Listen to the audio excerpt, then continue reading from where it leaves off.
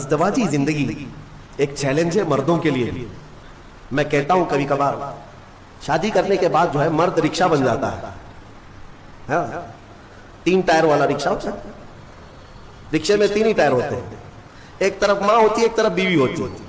رکشے والے کو معلوم ہونا چاہیے زور سے اگر گھمائے گا تو پلٹی ہوتی ہے. اس کو گھمانا نہیں چاہیے بہت تیزی سے. تیزی سے اگر رکشہ گھمایا تو یا تو ادھر پلٹی ہوگا یا ادھر پلٹی ہوگا. تو اتنی بات یاد رکھو, رکشہ چلانے والوں سے پوچھ لو کیسے گھمانا چاہیے, کیسے چلنا چاہیے. تو آپ بیلنس برقرار رکھو اپنی ماں اور بہنوں میں اور اپنی بیوی میں, دونوں میں. عورتیں ہیں, عورتوں کا مزاج ہے, ان کی فطرت میں ہے, ایک دوسرے کے ساتھ ان کے معاملات ہوتے ہی رہتے ہیں. آپ کو میں کیا بتاؤں, حضور پاک صلی اللہ تعالی علیہ وسلم کی 10 بیویاں ہیں. میرے آقا نے ان کے درمیان کیسے عدل قائم رکھا, کیسے عدل قائم رکھا.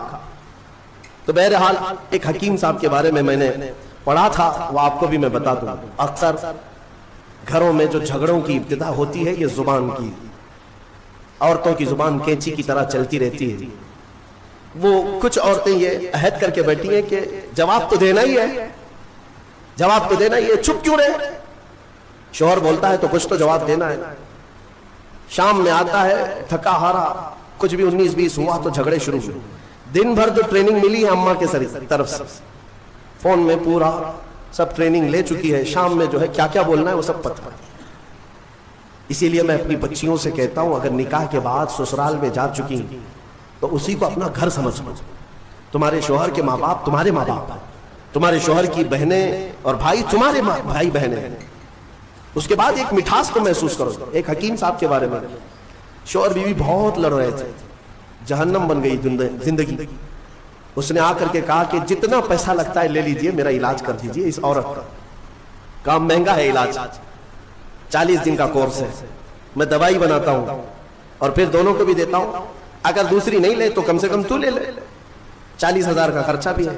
کہا چلے گا, اس کی زبان سے تو بہتر ہے 40,000 خرچہ کر لو. روز جو چپڑ چپڑ چپڑ جو چلتی ہے, پورا دماغ ادھر کا ادھر ہو جاتا ہے. انہوں نے کہا ٹھیک ہے میں دوا بناتا ہوں اور اس کے بعد اس کا طریقہ استعمال کا بھی بتاتا ہوں. دوسرے دن وہ پیسے بھی بھر دیا ایڈوانس. انہوں نے دوا بھی بنا کر رکھی, گولیاں تھیں جڑی بوٹیوں کی. کہا کہ 2 گولیاں روزانہ رات کو لینا ہے, شوہر بیوی کے تعلقات صحیح کرنے کے لیے, جھگڑے صحیح کرنے کے لیے.